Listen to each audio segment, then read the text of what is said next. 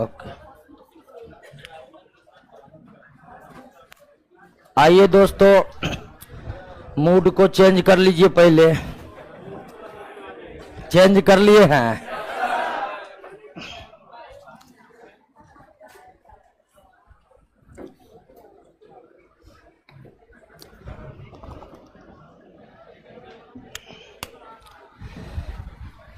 हम लोग कोशिका के बारे में पढ़ चुके हैं और काफी विस्तार से आपको हम बताए हैं, और उस पर आधारित जब आप क्वेश्चन बनाए होंगे तो बिल्कुल बना होगा, बन रहा है ना। और बार बार हम कह रहे हैं सबसे ज्यादा फोकस क्वेश्चन पर करना है।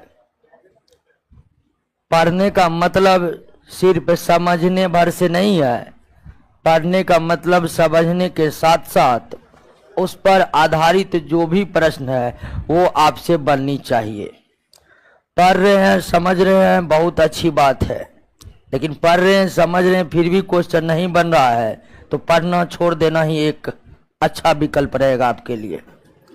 ठीक है, वो इसलिए कि क्वेश्चन याद नहीं करिएगा तो फिर कुछ भी नहीं कर सकता है, कोई नहीं कुछ कर सकता है। कोशिका पढ़ ही लिए हैं और बताए थे कि कोशिका को जीवित बनाए रखने के लिए कोशिका के अंदर ढेर सारे कोशिका अंगक है। कौन कौन है वो आप जान ही चुके हैं, और वे कुछ ना कुछ कार्य करते रहते। उन्हीं कोशिका अंगक यानी सेल ऑर्गेनल के कार्यों के बदौलत कोशिका जिंदा रहता है। एक कोशिका में मान लीजिए कि ये एक गोलाकार कोशिका है, तो एक कोशिका में लगातार पोषक पदार्थ जाते रहता है। लगातार क्या जाते रहता है? पोषक पदार्थ, विभिन्न प्रकार के अमीनो एसिड, कार्बोहाइड्रेट के अणु, वसा के अणु, जल, ये सब लगातार कोशिकाओं में जाते रहता है। कहिएगा कहां से जाते रहता है? तो हम जो भोजन करते हैं दोस्तों, हम जो सांस लेते हैं, भोजन करने का अंतिम उद्देश्य क्या होता है? भोजन करने का अंतिम उद्देश्य होता है कि भोजन हमारे शरीर में पूर्णतः पच जाते हैं, पचे हुए भोजन ब्लड में आ जाते हैं, अब ब्लड उस भोजन को लेकर पूरे शरीर के कोशिकाओं तक पहुंचा देते। भोजन करने का उद्देश्य यही होता है कि हमारे शरीर में या सजीवों के शरीर में जितने भी कोशिकाएं हैं, सभी कोशिकाओं को लगातार क्या मिलता रहे? पोषक पदार्थ मिलता रहे।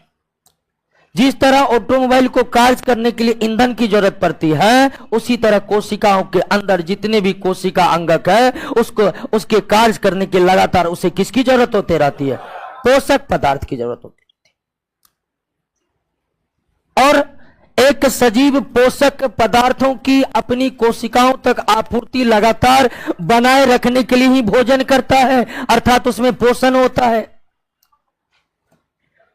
और एक कोशिका में न सिर्फ लगातार पोषक पदार्थ जाते रहते हैं, बल्कि कोशिका के अंदर ढेर सारे प्रक्रियाएं जो चलती रहती है, उन प्रक्रियाओं के दौरान कुछ ना कुछ कोशिका के अंदर क्या बनते रहते हैं? हानिकारक पदार्थ बनते रहते हैं, और ये हानिकारक पदार्थ कोशिका के बाहर क्या होते रहते हैं? निकलते रहते हैं, और ये लगातार चलते रहता है जब तक कोशिका जीवित है। अर्थात एक कोशिका को जीवित बनाने के लिए न सिर्फ उनके कोशिका अंगकों का लगातार कार्य करते रहना जरूरी है, बल्कि कोशिका को जीवित रखने के लिए यह भी जरूरी है कि उसमें लगातार किसकी आपूर्ति हो? पोषक पदार्थ की आपूर्ति हो, और लगातार उससे क्या निकलता रहे? हानिकारक। आदमी भोजन नहीं करेगा, बिल्कुल नहीं करेगा, मनाने पर भी नहीं करेगा, त्याग देगा, तो अंतिम परिणाम क्या होगा? मर जाएगा। क्यों मर जाएगा? तो भोजन करना बंद कर दिया, उनके शरीर में जो कोशिका है उनको पोषक पदार्थ मिलना बंद हो गया, और जब कोशिका को पोषक पदार्थ मिलना बंद हो जाएगा, कोशिका काम करना बंद कर देगा, और कोशिका से मिलकर जो उत्तक बना है वो भी काम करना बंद कर देगा, और फिर उत्तक से मिलकर जो अंग बना है वो भी कार्य करना बंद कर देगा, और शरीर का अंग ही कार्य करना बंद कर दिया, तो क्या शरीर का जिंदा रहना संभव है? नहीं है। यानी कि कोशिका का लगातार कार्य करते रहना सजीवों के अस्तित्व के लिए अनिवार्य है। तो आप समझे न कोशिका की क्या व्यवस्था है। तो एक कोशिका सुचारू रूप से जिंदा रहे, एक कोशिका में लगातार कार्य चलता रहे, इसके लिए कोशिकाओं में लगातार पोषक पदार्थों का जाते रहना जरूरी है और हानिकारक पदार्थों का बाहर निकलना जरूरी है। इन्हीं दो जरूरी कार्य को संपन्न करने के लिए दो प्रक्रियाएं होती रहती है, जिनमें एक का नाम क्या है दोस्तों? डिफ्यूजन है। जिनमें एक का नाम क्या है? डिफ्यूजन है। यानी क्या है? विसरण है। ये विसरण क्या है दोस्तों? विसरण परिवहन का एक तरीका है। ठीक है, परिवहन का एक माध्यम है, परिवहन का एक तरीका है। परिवहन मतलब आप समझ रहे हैं ना, एक जगह से दूसरे जगह जाना, यानी ट्रांसपोर्टिंग बोले तो इंग्लिश में। तो विसरण क्या है? विसरण एक प्रोसेस है। इस प्रोसेस में क्या होता है? इस प्रोसेस में कोई पदार्थ एक जगह से दूसरे जगह जाता है, अर्थात पदार्थों का क्या होता है? परिवहन होता है। पदार्थों का क्या होता है? परिवहन होता है।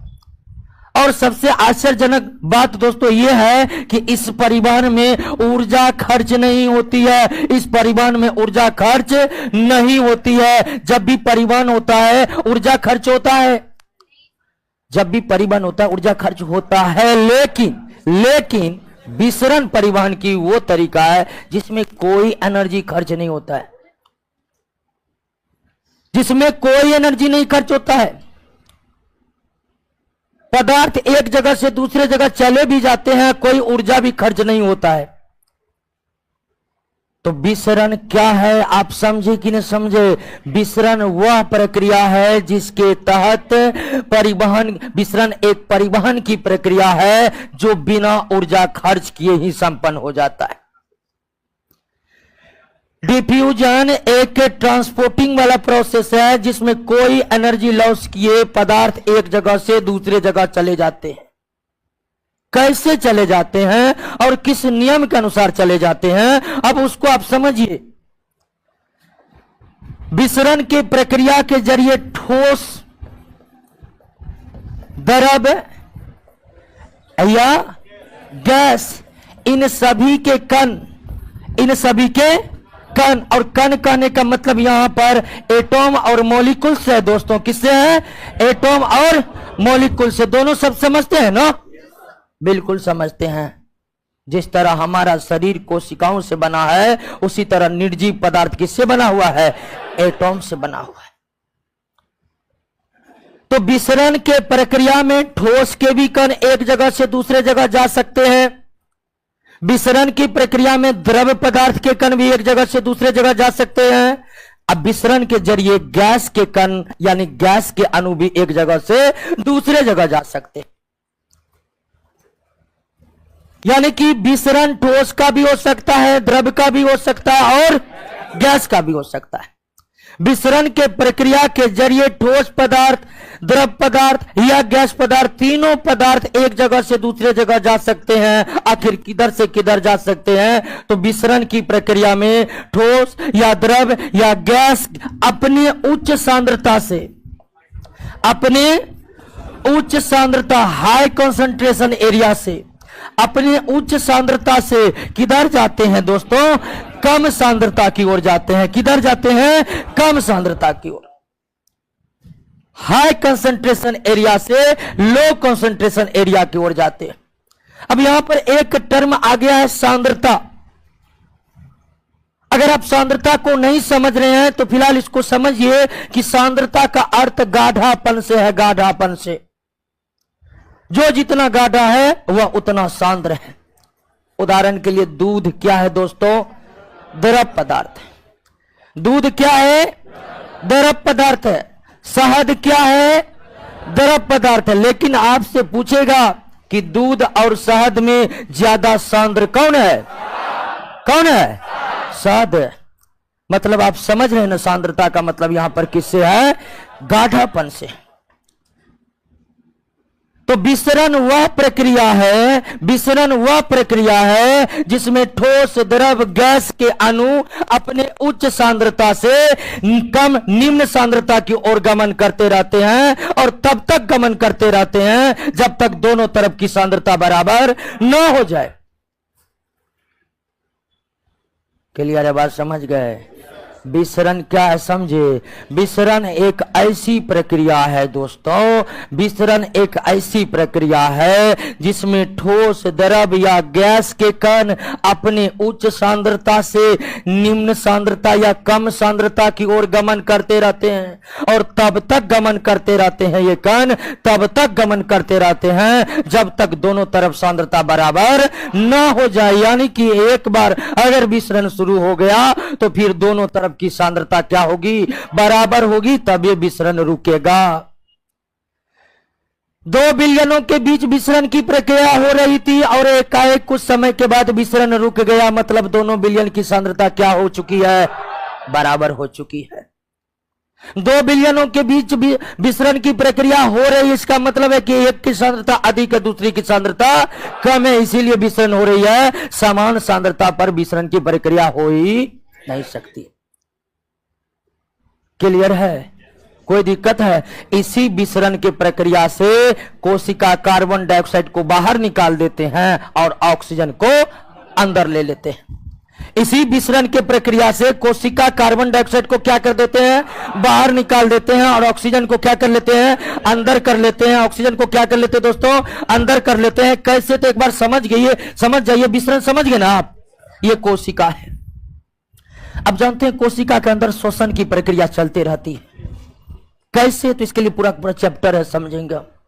फिलहाल अब समझिए, चलती है क्या? श्वसन की प्रक्रिया। और श्वसन की प्रक्रिया के दौरान क्या बनता है? कार्बन डाइऑक्साइड बनता है। श्वसन की प्रक्रिया के दौरान अपशिष्ट के रूप में कार्बन डाइऑक्साइड बनते कहां? तो कोशिका के अंदर में। श्वसन की प्रक्रिया लगातार चलते रहती है, कोशिका के अंदर लगातार चलती रहती है, अर्थात यह रुकने वाली प्रक्रिया नहीं है, लगातार चलती रहती है और लगातार क्या बनते रहता है? Carbon dioxide. अब जब कोशिका के अंदर श्वसन की प्रक्रिया लगातार होते रहने के कारण लगातार कार्बन डाइऑक्साइड बनते रहेगा, तो एक समय ऐसा आएगा कि कोशिका के अंदर कार्बन डाइऑक्साइड की मात्रा क्या हो जाएगी? अधिक। अब बाहरी वातावरण में कार्बन डाइऑक्साइड की मात्रा क्या है? नियत है। क्या है? नियत है। वो न बढ़ रहा है न घट रहा है। बाहरी वातावरण में कार्बन डाइऑक्साइड की मात्रा क्या है? नियत है। अब वायुमंडल को ले लीजिए, वायुमंडल में हमेशा कितना? मान लीजिए कि कोशिका जांच कार्बन डाइऑक्साइड यदि बाहर, कोशिका बाहर की बात देखें तो वहां पर कार्बन डाइऑक्साइड नियत मात्रा में बनी हुई रहती है, लेकिन कोशिका के अंदर जैसे जैसे जैसे श्वसन संपन्न होते जाता है, कार्बन डाइऑक्साइड बढ़ते जाता है, बढ़ते जाता है, बढ़ते जाता है। अब जब कार्बन डाइऑक्साइड की मात्रा बढ़ते जाएगी, बढ़ते जाएगी, बढ़ते जाएगी, तो कोशिका के भीतर कार्बन डाइऑक्साइड की सांद्रता यानी कि कॉन्सेंट्रेशन क्या हो जाएगी? क्या हो जाएगी? बोलिए। अधिक हो जाएगी। बाहरी वातावरण में कार्बन डाइऑक्साइड नियत रहने के कारण इधर क्या हो जाएगी? कम हो जाएगी। क्या चालू होगा? विसरण। क्योंकि एक तरफ सांद्रता क्या हो चुकी है? अधिक। बाहरी वातावरण में सांद्रता क्या हो चुकी है? कम हो चुकी है। अब यहां पर गैस के अणु किधर से किधर जाएंगे? अधिक सांद्रता से कम सांद्रता की ओर, यानी अंदर से, और निकल गया कार्बन डाइऑक्साइड। और हैरानी की बात यह है, ऊर्जा भी खर्च है ना, बवाल का चीज जी दोस्तों। निकल भी गया, ऊर्जा भी खर्च नहीं हुआ। यही लॉजिक का नाम क्या है? विसरण है। यानी विसरण के प्रक्रिया के जरिए ही कार्बन डाइऑक्साइड गैस बाहर निकलते हैं और ऑक्सीजन गैस क्या जाते हैं? अंदर जाते हैं। फिर ऑक्सीजन में भी दोस्तों यही होता है। आप जानते हैं श्वसन की प्रक्रिया लगातार होते रहने के कारण श्वसन में जरूरत किस गैस की होती है? इसका लगातार इस्तेमाल होते रहने के कारण ऑक्सीजन की अंदर में क्या हो जाएगी? कमी हो जाएगी, क्योंकि ऑक्सीजन का इस्तेमाल होगा किसमें? इस्तेमाल होते होते एक समय ऐसा आएगा कि ऑक्सीजन क्या हो जाएगा, कम, यानी कम मतलब सांद्रता भी क्या हो जाएगा, कम। और बाहरी वातावरण में ऑक्सीजन की मात्रा क्या है, नियत, और यह बाहर में क्या हो जाएगा, अधिक। बाहर में ऑक्सीजन की सांद्रता क्या हो गया है, अधिक। अंदर में ऑक्सीजन की सांद्रता क्या हो चुका है, कम। शुरू क्या होगा, विसरण, और इससे ऑक्सीजन के अणु बाहर से अंदर। समझ गए बात? हमको नहीं लगता विसरण में कोई दिक्कत होगा। और भी कई प्रक्रियाएं होते हैं विसरण में, जिसमें हम समझाए हुए नोट में कि कौन सी महत्वपूर्ण प्रक्रिया विसरण के जरिए संपन्न होती है। तो विसरण समझ गए दोस्तों, कोई दिक्कत नहीं ना। विसरण किस पदार्थ का होगा, ठोस या द्रव का होगा? सभी पदार्थ का होगा, ठोस का भी होगा, द्रव का भी होगा। और विसरण में पदार्थ के अणु किधर से किधर जाते हैं, उच्च सांद्रता से निम्न सांद्रता की ओर जाते हैं। अब विसरण की क्या क्या विशेषता है, ठीक है। डिफ्यूजन में और कौन कौन विशेषता, क्या होता है, कैसे होता है, सब आप मैकेनिज्म समझ चुके। लेकिन विसरण जो है ना बहुत ही धीमी गति से होता है दोस्तों। ये जो कहिएगा बहुत तेज होगा, नहीं, एकदम धीमी गति से, धीमी गति से। विसरण की प्रक्रिया में जो पदार्थ के अणु उच्च सांद्रता से निम्न सांद्रता की ओर गमन करते हैं, तेजी से नहीं करते हैं, बल्कि क्या करते हैं दोस्तों, धीमी गति से करते रहते हैं, धीमी गति से करते रहते हैं, धीमी गति से करते रहते हैं। और यह विसरण तभी होगा जब कोशिका क्या होगा, जीवित रहेगा, ठीक है। यानी कि एक कोशिका मृत हो गया तो क्या वो विसरण की प्रक्रिया कर सकता है, नहीं कर सकता है। यानी कि विसरण की प्रक्रिया हो, डिफ्यूजन का प्रोसेस हो, इसके लिए कोशिका का जीवित रहना क्या है दोस्तों, जरूरी है। एक कोशिका मृत हो गया, क्या वो विसरण की प्रक्रिया को संपन्न कर सकता है, नहीं। दूसरी विशेषता की विसरण की प्रक्रिया को संपन्न करने में किसका योगदान होता है, सेल मेम्ब्रेन का होता है। किसका होता है, सेल मेम्ब्रेन का होता है। आपको पहले ही बताते, सेल मेम्ब्रेन कौन अंदर जाएगा कौन बाहर जाएगा, इस पर कंट्रोल बनाए रखता है। तो विसरण की प्रक्रिया बहुत धीमी गति से होती है। विसरण की प्रक्रिया केवल जीवित कोशिकाओं के साथ हो सकता है। विसरण की प्रक्रिया को संपन्न कराने में मुख्य योगदान किसका होता है, सेल मेम्ब्रेन का होता है। सेल मेम्ब्रेन के ऊपर सेल वॉल होता है, उसको कोई मतलब नहीं है विसरण क्या हो रहा नहीं हो रहा।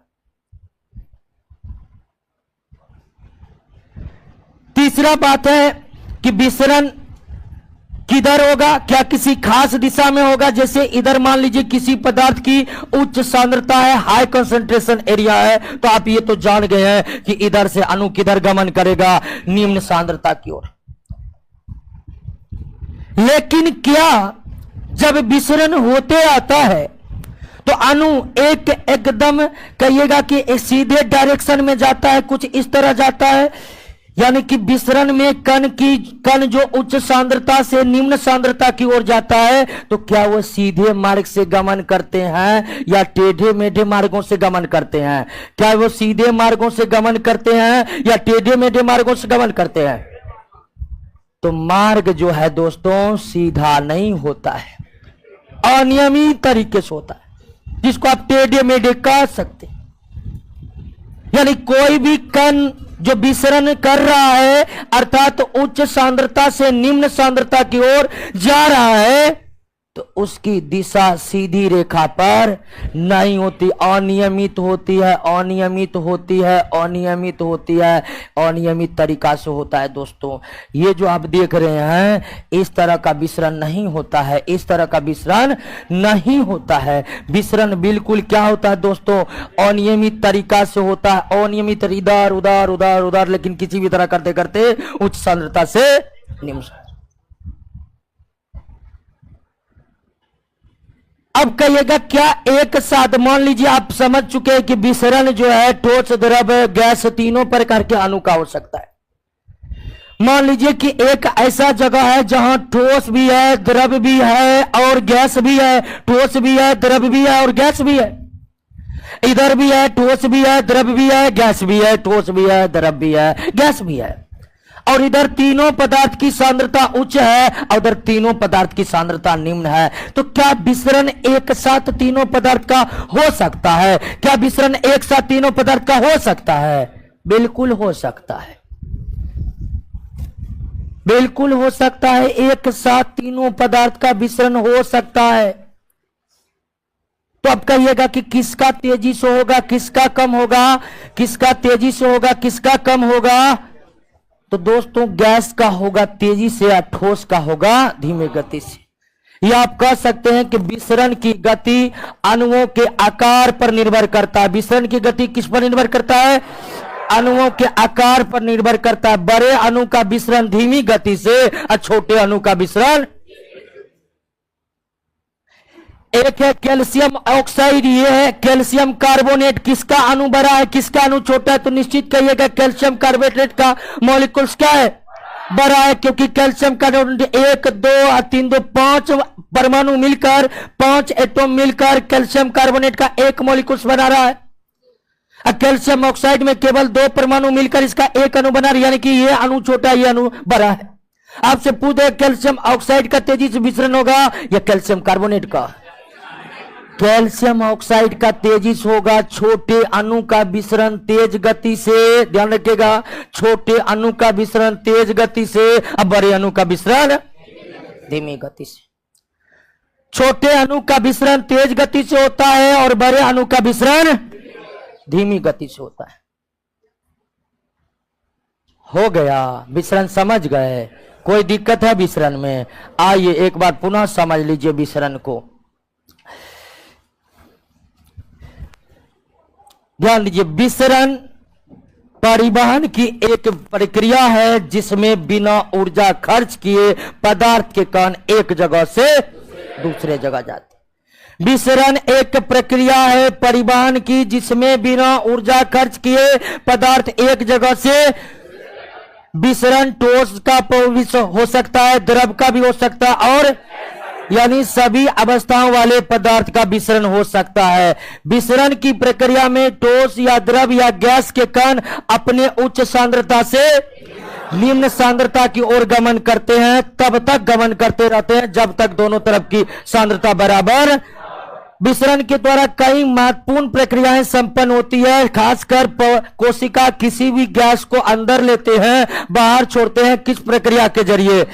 विसरण की प्रक्रिया से जरिए। विसरण की प्रक्रिया काफी धीमी गति से होती है, यानी विसरण की प्रक्रिया में जो पदार्थ के कण उच्च सांद्रता से निम्न सांद्रता की ओर गमन करते हैं तो तेजी के साथ नहीं करते हैं, धीमी गति से करते हैं। और विसरण के लिए कोशिका का जीवित होना। विसरण की प्रक्रिया में कोशिका का जो भाग सबसे ज्यादा योगदान करते हैं वह कौन है? यानी आप कह सकते हैं कि सेल मेम्ब्रेन के बिना विसरण की प्रक्रिया संभव नहीं है। विसरण की प्रक्रिया में पदार्थ के कण उच्च सांद्रता से निम्न सांद्रता की ओर किसी सीधी रेखा पर नहीं बल्कि टेढ़े मेढ़े मार्गों पर गमन करके जाती है। विसरण की प्रक्रिया एक साथ कई पदार्थों का हो सकता है, लेकिन हर पदार्थ का विसरण हर दूसरे पदार्थ के विसरण से बिल्कुल स्वतंत्र रहता है। एक पदार्थ का विसरण दूसरे पर निर्भर नहीं करता है। एक साथ तीनों को रहा, ठोस को मतलब नहीं है द्रव से। द्रव का कण इधर से उधर हो गया, उसकी सांद्रता बराबर हो गया, द्रव रुक जाएगा, लेकिन ठोस अणु का सांद्रता बराबर नहीं होगा, वो होते रहेगा। यानी एक साथ कई प्रकार के पदार्थों का विसरण हो सकता है। प्रत्येक पदार्थ का विसरण एक दूसरे पर निर्भर नहीं करता है बल्कि एक दूसरे से स्वतंत्र रहता है। और विसरण की प्रक्रिया में अणु की साइज बड़ी महत्व रखता है। छोटे अणुओं का विसरण तेज गति से, बड़े अणुओं का विसरण धीमी गति से होता है। क्लियर बात समझ गए हैं? आइए विसरण के जरिए थोड़ा सा कॉम्प्लेक्स प्रक्रिया है और उसका नाम क्या है? परासरण। उसको समझिए, समझने में कोई दिक्कत नहीं हो रहा है। दिक्कत हो ही नहीं सकता दोस्तों, होगा भी तो दोस्तों उसको डबल समझाएंगे, ठीक है? ऑस्मोसिस, परासरण। डिफ्यूजन से अब कोई भी प्रश्न आएगा तो बन जाएगा ना। और हैरानी की बात क्या है, विसरण से क्या प्रश्न आते हैं जानते हैं? जो एग्जाम्पल में लिखे हैं। विसरण के द्वारा होने वाली महत्वपूर्ण प्रक्रिया है ना, नोट में 1-2 एग्जाम्पल दिए हैं ना। खूब पूछे गए हैं, पूछे गए हैं कि जितना अब तक किताब में मिला सब हम आपका एक जगह कर दिए कि रट लीजिए इसको। आइए परासरण, परासरण क्या है? तो यह भी परिवहन का तरीका है, यह भी बिना ऊर्जा खर्च किए हो जाता है।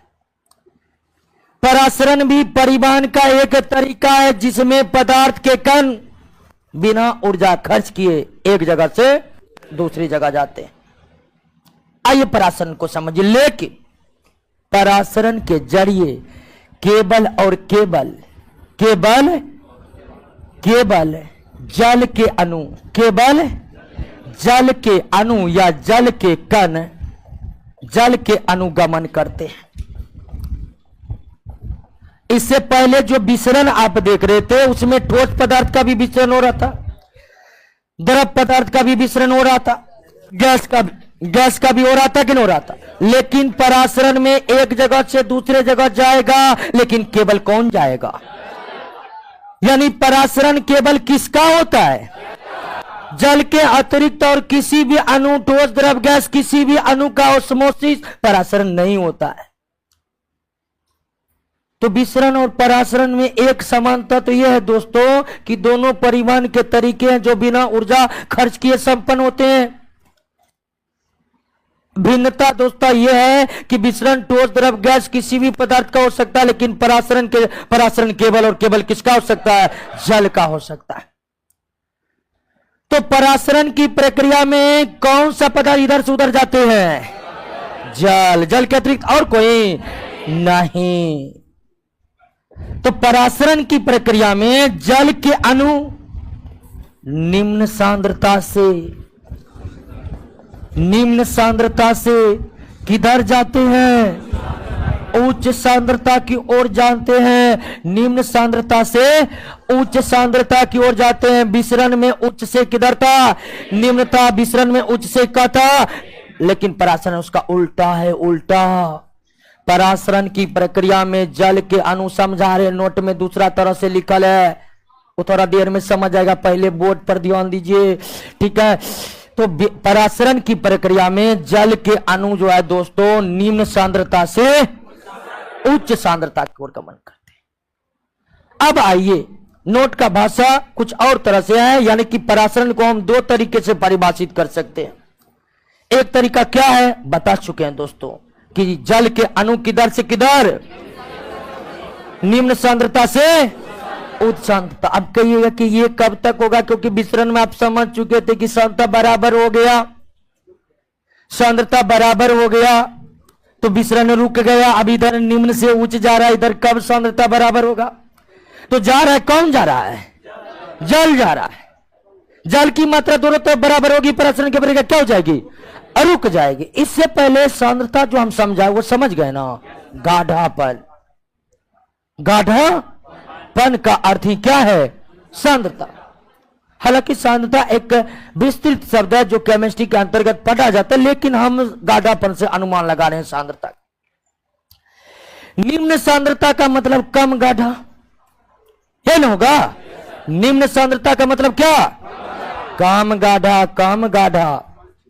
और उच्च सांद्रता का मतलब ज्यादा गाढ़ा। अब कोई चीज गाढ़ा कम है तो मतलब है कि जल की मात्रा क्या है? अधिक है, इसीलिए ना कम गाढ़ा है।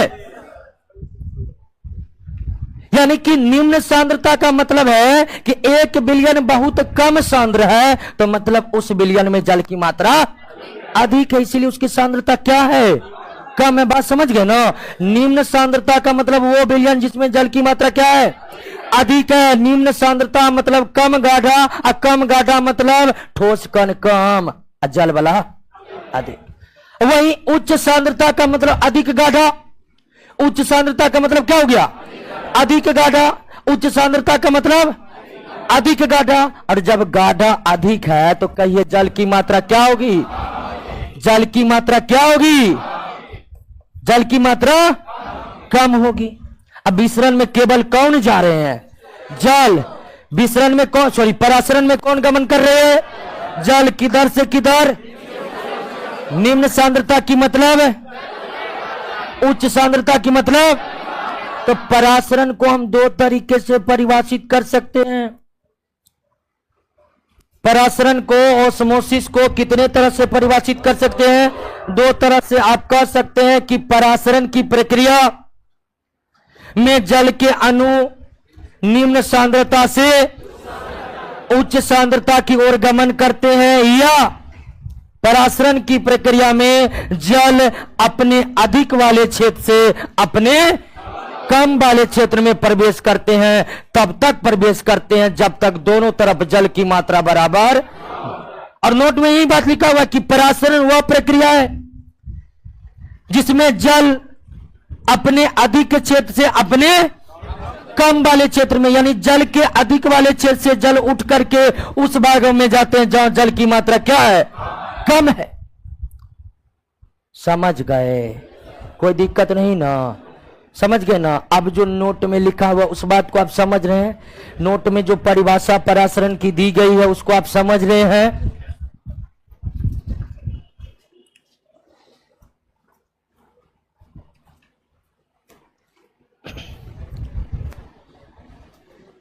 बहुत को नोट नहीं है तो मोबाइल है ना, फोटो खींच लीजिएगा। मोबाइल का नाम बोले कि मोबाइल है कि नहीं, सब देखने लगा, छीन तो नहीं लगा। उतना हिम्मत नहीं है, छीन लेंगे आपका मोबाइल। समझ गए? कुछ बात जानते हैं क्लासरूम में नहीं भी समझ में आता है, ठीक है? ऐसा नहीं कि बेंच पर बैठने का अनुभव हमारे पास नहीं है, ठीक है? तो कुछ बात नहीं आ रहा है तो क्या दिक्कत है, घर पर आ जाएगा अपने आप समझ। लेकिन ऐसा दूसरे के क्लास में होगा, हमारे क्लास में नहीं। हमारे क्लास में सारा कुछ आपको समझ में आएगा दोस्तों। क्लियर है? ध्यान दिए ना? तो परासरण को कितने तरह से परिभाषित कर सकते हैं? दो तरीके से। परासरण में जल केवल कौन जाएगा? परासरण जल के अतिरिक्त और किसी का। तो परासरण की प्रक्रिया में जल निम्न सांद्रता से, या परासरण की प्रक्रिया में जल अपने अधिक वाले क्षेत्र से अपने कम वाले क्षेत्र में जाते हैं। कब तक? जब तक दोनों तरफ जल की मात्रा, जैसे ही दोनों तरफ जल की मात्रा बराबर होगा विलयन की सांद्रता बराबर हो जाएगा। लेकिन परासरण का एक शर्त है दोस्तों, उस शर्त को पूरा किए बिना परासरण संभव नहीं है। और वो शर्त क्या है जानते हैं? वो शर्त यह है कि परासरण के लिए बीच में सेमी परमिएबल मेम्ब्रेन का होना जरूरी है।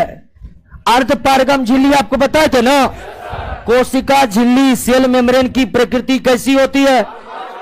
अर्धपारगम होती है। तो जब तक इन दोनों सांद्रताओं के बीच अर्धपारगम झिल्ली नहीं लगाइएगा तो विसरण होते रहेगा, या केवल विसरण ही होगा। लेकिन अगर दो सांद्रताओं के बीच अर्धपारगम झिल्ली लगा दे तो विसरण के साथ साथ क्या हो सकता है? परासरण हो सकता है। चूंकि विसरण कुछ और है, अब परासरण को मतलब है सिर्फ किससे? जल से।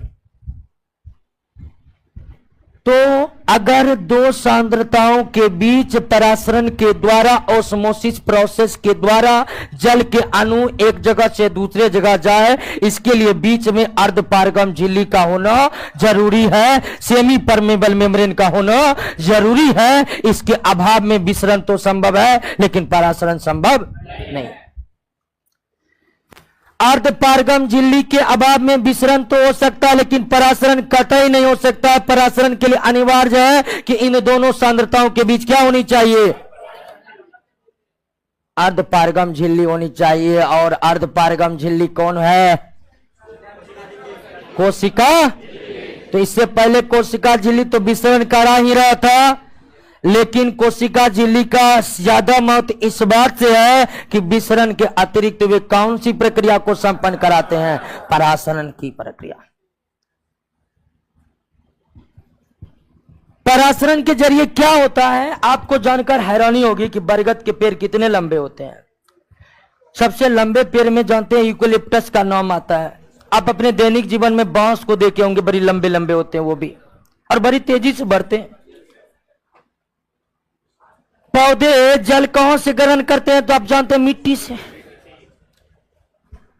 पौधे के कौन से भाग मिट्टी से जल ग्रहण करते हैं? जड़।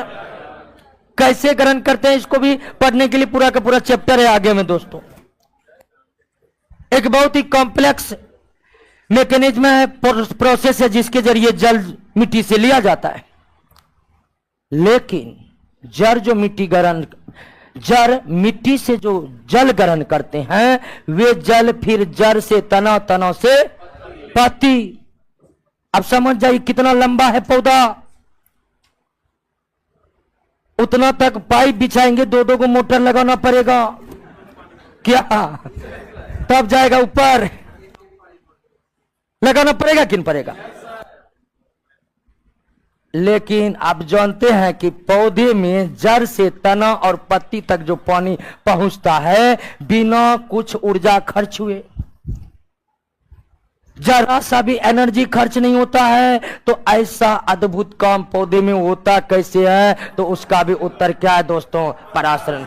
और भी कहीं पर मैकेनिज्म है जो वहां पर होता है, लेकिन उसमें सबसे बड़ी भूमिका जो होती है किसकी होती है? पराशरण की होती है। क्लियर है दोस्तों? क्लास में अभी भी सो रहे हैं बहुत, सोने से काम नहीं चला, इसीलिए बोलते हैं फी पूरा बड़ी एक, ताकि मुंह रहेगा कि पैसा दिए हैं। फिर जो पढ़ता है क्या होगा, फिर से पढ़ लेंगे। सो जाते हैं अभी, अब वो सो रहा है।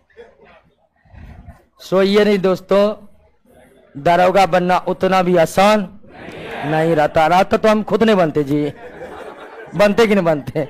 तो एकदम जाग कर ये सोइए नहीं, रात को पूरा नहीं सोते हैं, कोई दिक्कत रात में नहीं सोते, इसका कोई झंझट मत लीजिए कि हम रात में नहीं सो पाए।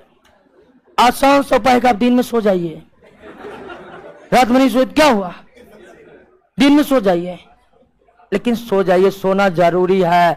ये प्रकृति के, आप सोइएगा नहीं तो आपका मस्तिष्क काम नहीं करेगा दोस्तों। और नौकरी करना है, दोनों टाइम सोइए, रात को भी सोइए और दिन को भी सोइए। यानी रात के समय में कुछ समय घटा दीजिए, अब वो समय कहां जोड़ दीजिए, क्योंकि ये कई देशों में रिसर्च हो चुका है कि जो दिन में सोया है उसके बाद जो वो जगह है उसका मस्तिष्क 40 गुना ज्यादा तेजी से काम करने लगा है। ठीक है? और ये रिसर्च चाइना में भी हुआ है। चाइना में एक स्कूल में रिसर्च किया गया बच्चों पर। बच्चों का जो दोपहर की जो होती थी ब्रेकफास्ट के लिए, उस ब्रेक को 1 घंटा से बढ़ाकर 1.5 घंटा कर दिया गया, ताकि बच्चा आराम से ब्रेकफास्ट लेकर के स्कूल में ही झपकी ले सके। ऐसा ही हुआ। और उसके बाद देखा गया कि बच्चे बहुत अच्छी तरीके से, यानी कि पहले तो ना बहुत अच्छी तरीके से पढ़ाई किए और छुट्टी का समय आधा घंटा बढ़ा दिया, कोई बच्चा को दिक्कत नहीं हुआ। यानी कि ऐसा बात है कि दिन में सिर्फ झपकी लेने से दिमाग शार्प हो जा रहा है। सो जाइएगा तो दिमाग बवंडर की तरह काम करने लगेगा, नहीं करने लगेगा। और उसके बाद हमको रिसर्च पर भरोसा नहीं, कल हम स्वयं आजमाएंगे। हम स्वयं एक दिन में सोए और उसके बाद देखे अगला क्लास लिया, अच्छा से निकला। तो दोस्तों हम कह रहे हैं कि मेरा अपना है और ये रिसर्च हो चुका है कि आप जितना सोते हैं उसमें रात का 2 घंटा कटौती करके दिन में 2 घंटा जोड़ दीजिए। इससे क्या होगा, इसमें दिमाग जो है ना आपका दिन में भी एक समान गति से काम करते रहेगा। वरना देखा गया है कि दिन में भी लगातार काम करते रहते से दोपहर के बाद दिमाग कैच करना काम कर देता है। उसके बाद क्या करता है, उसके बाद लड़का सबको तो ठीक है जाकर नशा मारता है, अब फिर दिमाग को लाता है जगह पर। लड़की सबको दिक्कत है, उसमें कम नशा की प्रवृत्ति है, तो नशा नहीं करना दोस्तों, सो जाना है। क्लियर है? ऐसा होता है कि नहीं दोस्तों? पराशरण की प्रक्रिया समझ गए ना? पराशरण में केवल कौन गमन करेगा? जल किधर से किधर गमन करेगा, या किधर से किधर, कोई दिक्कत नहीं। आइए हम 3 बिलियनों के साथ कोशिका का कंपेयर करते हैं, 3 बिलियनों के साथ कोशिका का कंपेयर करते हैं और देखते हैं उन 3 बिलियनों के साथ या उन 3 बिलियनों में जब कोशिका को रख देंगे तो कौन कौन सी परिस्थितियां हमारे सामने में होगी। परासरण समझ गए ना? अर्ध पारगम झिल्ली के बिना परासरण होगा? विसरण होगा? विसरण होगा। अर्ध पारगम झिल्ली के बिना विसरण, लेकिन परासरण कभी भी नहीं होगा। परासरण अब समझ गए हैं तो आइए अंतः परासरण बाह्य परासरण को समझते हैं। अंतः परासरण और बाह्य परासरण यानी इंडोस्मोसिस और एक्सोस्मोसिस को समझने के लिए हम 3 प्रकार के विलयनों में कोशिका को रखेंगे। आइए उन 3 प्रकार के विलयनों में कोशिका को रखते हैं और देखते हैं कि कोशिका के साथ कौन सी घटना घट रही है। सबसे पहला विलयन है दोस्तों आइसोटोनिक। आइसोटोनिक एक परासरणी दाब हो, ऑस्मोटिक प्रेशर बताना भूल गए हैं। परासरण समझ गए ना? निम्न सांद्रता उच्च सांद्रता के बीच होता है, लेकिन केवल जल के लिए होता है। तो परासरण होते होते अंदर से एक दाब उत्पन्न होता है और जो दाब उत्पन्न होकर परासरण की प्रक्रिया को रोक दे उसे ऑस्मोटिक प्रेशर कहते हैं। यानी ऑस्मोटिक प्रेशर तब उत्पन्न होगा जब अब परासरण की प्रक्रिया रुकने वाली होगी या जल की मात्रा दोनों तरफ बराबर होने वाली होगी। जल की मात्रा बराबर होता है, परासरण दाब अपने मैक्सिमम वैल्यू पर आकर के परासरण की प्रक्रिया को क्या कर देता है? रोक देता है। पहला आपका सॉल्यूशन है आइसोटोनिक सॉल्यूशन। आइसोटोनिक सॉल्यूशन इसको हिंदी में कहते हैं समपरासरी विलयन। समपरासरी विलयन। समपरासरी विलयन है ऐसा विलयन जिसकी सांद्रता कोशिका के कोशिका द्रव के, कोशिका के अंदर कोशिका द्रव है ना, और आप जान चुके हैं कि कोशिका द्रव भी एक तरल पदार्थ है और कोशिका द्रव भी अगर तरल पदार्थ है तो उसकी भी अपनी कुछ सांद्रता होगी कि नहीं होगी? यानी कि वो भी कुछ ना कुछ गाढ़ापन तो लिए रहेगा, रहेगा कि नहीं? तो हर कोशिका के अंदर जो कोशिका द्रव होता है उसकी अपनी एक सांद्रता होती है। और एक ऐसा विलयन जिसकी सांद्रता कोशिका के कोशिका द्रव की सांद्रता के क्या हो जाए? बराबर हो जाए। क्या हो जाए? एक ऐसा विलयन जिसका सांद्रता और परासरणी दाब ऑस्मोटिक प्रेशर कोशिका के कोशिका द्रव के क्या हो? विलयन हो। तो उस विलयन को क्या कहते हैं? यानी एक विलयन समपरासरी है तो मतलब उसका सांद्रता कोशिका के कोशिका द्रव के सांद्रता के बराबर होता है। यानी कि समपरासरी विलयन का अस्तित्व या समपरासरी विलयन का कॉन्सेप्ट तब आएगा जब विलयन के सांद्रता का आप तुलना किसके साथ करिएगा? यानी कोई विलयन की तुलना हम कोशिका द्रव के साथ नहीं कर रहे हैं तब समपरासरी विलयन का कोई अस्तित्व नहीं है। हां, तब केमिस्ट्री में एक चैप्टर ही पूरा पढ़े होंगे विलयन का है, वहां पर मोललता मोलरता ये सब पढ़ा जाता है जो कि सांद्रता को व्यक्त करता है। लेकिन जब हम समपरासरी की बात करते हैं तब इसका मतलब होता है कि हम विलयन को, विलयन की सांद्रता को किसके साथ कंपेयर कर रहे हैं? कोशिका के कोशिका द्रव के साथ। तो समपरासरी विलयन हो, समझ गए ना क्या है? जिसकी सांद्रता कोशिका के कोशिका द्रव के क्या हो? बराबर हो। ऐसी विलयन जिसकी सांद्रता कोशिका के कोशिका द्रव के बराबर हो उसे हम क्या कहते हैं दोस्तों? समपरासरी विलयन कहते हैं। क्या कहते हैं?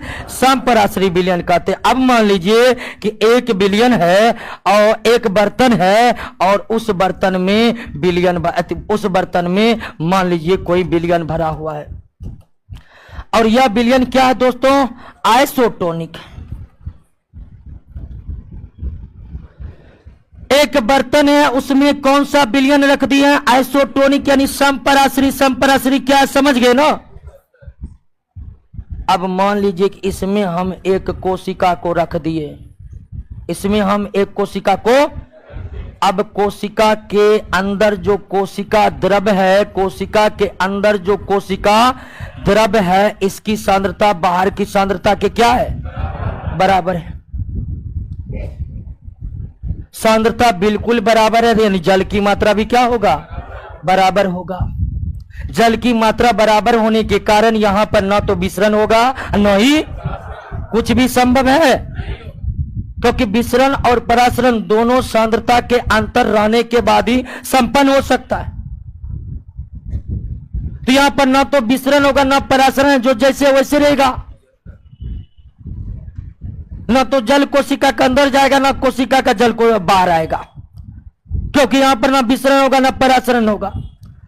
अर्थात अगर क्वेश्चन पूछ दे कि एक कोशिका को अगर समपराशरी विलयन में रख दे तो क्या होगा? कोशिका का आकार बढ़ेगा या घटेगा? कोशिका फूल जाएगा या सिकुड़ जाएगा? तो कोशिका के साथ कुछ भी नहीं। यानी कि एक समपराशरी विलयन में कोशिका को रखने पर कोशिका में किसी भी तरह का कोई परिवर्तन नहीं होता है, क्योंकि परिवर्तन तो तब होता जब विसरण या परासरण में कुछ एक होता। लेकिन सांद्रता बराबर रहने के कारण, कुछ भी नहीं होने के कारण कोशिका में कोई परिवर्तन नहीं होगा। क्लियर है बात? समझ गए? कोशिका को समपराशरी विलयन आइसोटोनिक सॉल्यूशन में रखेंगे तो कोशिका के आकार आकृति में कोई परिवर्तन आने वाला है? नहीं है। समपराशरी विलयन में कोशिका को रखने पर कोशिका के आकार और आकृति में कोई परिवर्तन नहीं आता। यह आपको उल्टा के प्रश्न पूछेगा कि एक कोशिका को ऐसे विलयन में रखा गया है जिससे कोशिका के आकार और आकृति में कोई परिवर्तन नहीं हुआ, तो वो कौन सा विलयन हो सकता है? वो निश्चित ही समपराशरी हो सकता, आइसोटोनिक ही हो सकता, और कोई नहीं हो सकता है। एक विलयन में कोशिका को रखने पर कोशिका के आकार और आकृति में किसी भी तरह का कोई परिवर्तन नहीं हुआ, तो कोशिका को किस विलयन में रखा गया है? समपराशरी विलयन में रखा गया है, आइसोटोनिक सॉल्यूशन में रखा गया है। क्लियर है बात? समझ गए? अब दूसरा सॉल्यूशन पर आ जाए। आइए दूसरा सॉल्यूशन, आइसोटोनिक सॉल्यूशन के साथ क्या होगा? कोई दिक्कत नहीं ना दोस्तों। आइसोटोनिक के बाद दोस्तों आइए हाइपोटोनिक सॉल्यूशन। हाइपोटोनिक सॉल्यूशन इसको कहते हैं अल्प पराशरी विलयन। हाइपोटोनिक सॉल्यूशन, अल्प पराशरी विलयन।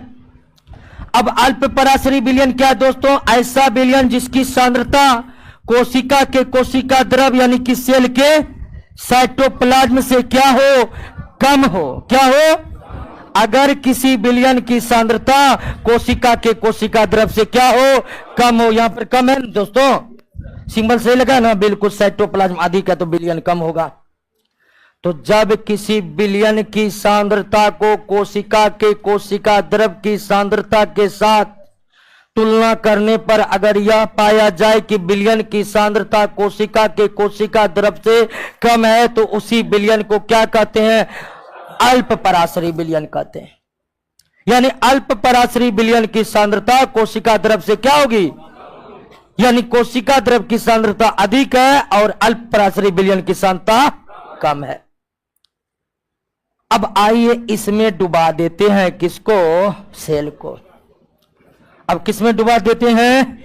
एक बर्तन है, मान लीजिए बर्तन काला काय हो गया। एक बर्तन है मान लीजिए, और इस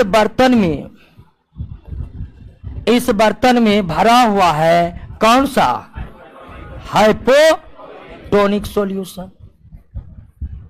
और इसमें हम रखे किसको? कोशिका को। कोशिका के कोशिका द्रव की सांद्रता क्या है? अधिक है। कोशिका के कोशिका द्रव की सांद्रता क्या है? अब बाहर की सांद्रता क्या है? कम है, क्योंकि सॉल्यूशन ही हाइपोटोनिक इसीलिए कम है। अब कोशिका के बाहर में ये जो आप देख रहे हैं ये दोस्तों क्या है? ये दोस्तों क्या है दोस्तों? Cell membrane. आप जान रहे हैं कि कोशिका के सबसे बाहरी भाग में क्या होता है? सेल मेम्ब्रेन होता है। सेल मेम्ब्रेन की प्रकृति क्या होता है? सेमी परमेबल होता है, यानी कि अर्ध पारगम होता है। आपको पता है ना। अब बिलियन जिसमें कोशिका को रखे हैं उसकी सांद्रता कम है और कोशिका के कोशिका द्रव की सांद्रता अधिक है। अब कोशिका की कोशिका द्रव की सांद्रता अधिक है तो यहां पर बाहर में क्या उपस्थित है? सेमी परमेबल होने के कारण यहां पर क्या शुरू होगा? परासरण में कौन किधर से जाएगा? परासरण की प्रक्रिया में केवल जल केवल कौन गमन करेगा? कम से अधिक या अधिक से कम? कम से अधिक। कम से, ध्यान दीजिए, या जल अपने अधिक वाले भाग से अपने कम वाले भाग में। तो बाहर अगर सांद्रता कम है तो कम गाढ़ा मतलब जल की मात्रा, कोशिका द्रव की सांद्रता अधिक है तो अधिक गाढ़ा यानी कि जल की मात्रा, यानी कोशिका के अंदर जल की मात्रा कम है, बिलियन में जल की मात्रा, यानी बिलियन की सांद्रता कम है और कोशिका के कोशिका द्रव की सांद्रता। और परासरण की प्रक्रिया में जल निम्न सांद्रता से, यानी कि बिलियन का जल निकलकर कहां प्रवेश करने लगेंगे? कहां प्रवेश करने लगेंगे? और इससे कोशिका में जल जाएगा तो कोशिका फूल जाएगा, अर्थात उसका आयतन क्या होगा? बढ़ जाएगा। यानी जब कोशिका को हाइपोटोनिक सॉल्यूशन में रख दे, अल्प पराशरी विलयन में रख दे, तो परासरण की प्रक्रिया होने के कारण विलयन के जल कोशिका के अंदर प्रवेश करने लगते हैं, क्योंकि अंदर सांद्रता अधिक होने के कारण पानी की मात्रा कम होती है और बाहर सांद्रता कम होने के कारण पानी की मात्रा अधिक होती है। तो जैसे ही हाइपोटोनिक सॉल्यूशन में कोशिका को रखिएगा, हाइपोटोनिक सॉल्यूशन का जल निकलकर कोशिका के अंदर जाने लगेगा और कुछ समय के बाद कोशिका क्या हो जाएगा? फूल जाएगा। कुछ समय के बाद कोशिका क्या होगा? फूल जाएगा, अर्थात उसका आयतन क्या होगा? बढ़ जाएगा। तो अगर कोशिका को अल्प पराशरी विलयन में डाल दे तो कोशिका का आयतन क्या होगा? बढ़ जाएगा। किसके कारण? परासरण कारण। परासरण में जल कोशिका के अंदर जा रहा है या बाहर? अंदर जा रहा है। किस सॉल्यूशन में? हाइपोटोनिक सॉल्यूशन में। हाइपोटोनिक सॉल्यूशन में कोशिका को रखने पर, हाइपोटोनिक सॉल्यूशन में कोशिका को रखने पर कोशिका में जल के अंदर जाने की प्रक्रिया को इंडोऑस्मोसिस कहते हैं। क्या कहते हैं? इंडोऑस्मोसिस कहते हैं, अंतः परासरण कहते हैं। यानी अंतः परासरण की मतलब हुआ बाहर से जल, बाहरी वातावरण से जल किसमें जाएगा? कोशिका में जाएगा। तो अल्प पराशरी विलयन में कोशिका को रखेंगे, कोशिका क्या होगा? फूल जाएगा। या आपसे पूछा जाएगा उलट करके कि एक कोशिका को एक विलयन में रखने पर कोशिका फूल गया, तो कैसे विलयन में कोशिका को रखा गया? एक विलयन में कोशिका को रखने पर कोशिका के आकार और आकृति में कोई परिवर्तन नहीं हुआ, मतलब आइसोटोनिक। कोशिका फूल गया तो क्लियर? बात समझ गए ना? कोई दिक्कत नहीं ना? आइए दोस्तों, एक तीसरा विलयन पर आ जाते हैं। अगर आप एक दो समझ गए हैं ना तो अब इसको समझने में कोई दिक्कत नहीं होगा। आप समझ जाइएगा कि बात क्या हो रही है। तीसरा टाइप का जो विलयन है उसका नाम है दोस्तों क्या? हाइपरटोनिक सॉल्यूशन, यानी अति पराशरी विलयन। और अगर सम पराशरी समझ गए हैं, अल्प पराशरी समझ गए हैं, तो आप अंदाज लगा लिए होंगे कि अब क्या होने वाला है। यानी कि विलयन की सांद्रता जब कोशिका के कोशिका द्रव से सेल के साइटोप्लाज्म से अधिक हो जाए, एक ऐसा विलयन जिसकी सांद्रता कोशिका के कोशिका द्रव से क्या हो? अधिक हो। कोशिका के कोशिका द्रव से क्या हो? तो ऐसे विलयन को क्या कहते हैं दोस्तों? हाइपरटोनिक कहते हैं, अति पराशरी कहते हैं। अब कोशिका को किस में डाल देंगे? कौन विलयन में? समपराश्री में डाल दिया है ना, क्या हुआ घटना देख लिया ना। अल्प पराश्री में डाल दिए ना, क्या क्या घटना हुआ देख लिया ना। अगर दो घटनाओं को समझ लिया ना दोस्तों, तो ये अपने आप समझिएगा, लेकिन फिर भी चेक कर लेते हैं, हम तो नहीं भूल गए हैं क्या होगा। आइए दोस्तों डाल देते हैं। और बिलियन जो है हमारा क्या है, हाइपर है। क्या है, हाइपर है, अति पराश्री है। और इसमें डाले है कोशिका का, चूंकि अति पराश्री है तो बाहर सांद्रता क्या हो जाएगा, कम हो जाएगा। बाहर सांद्रता क्या हो जाएगा, हाइपरटोनिक है तो बाहर सांद्रता क्या है, अधिक। अंदर सांद्रता कम है तो अंदर जल की मात्रा अधिक है, बाहर सांद्रता कम है तो बाहर सांद्रता अधिक है, तो अधिक सांद्रता मतलब अधिक गाढ़ा, अधिक गाढ़ा मतलब पानी। कोशिका झिल्ली तो है ही, कोशिका झिल्ली है ना। ये दोस्तों क्या है, सेल मेम्ब्रेन। चाहे प्लांट का सेल हो, एनिमल का सेल हो, कोशिका झिल्ली होगी ना उसमें। और कोशिका झिल्ली की भूमिका किस तरह होती है, अर्ध पारगम होती है दोस्तों। क्या होती है, अर्ध पारगम होती है, सेमी परमेबल होती है। अब कहिए क्या होगा, बताइए क्या होगा।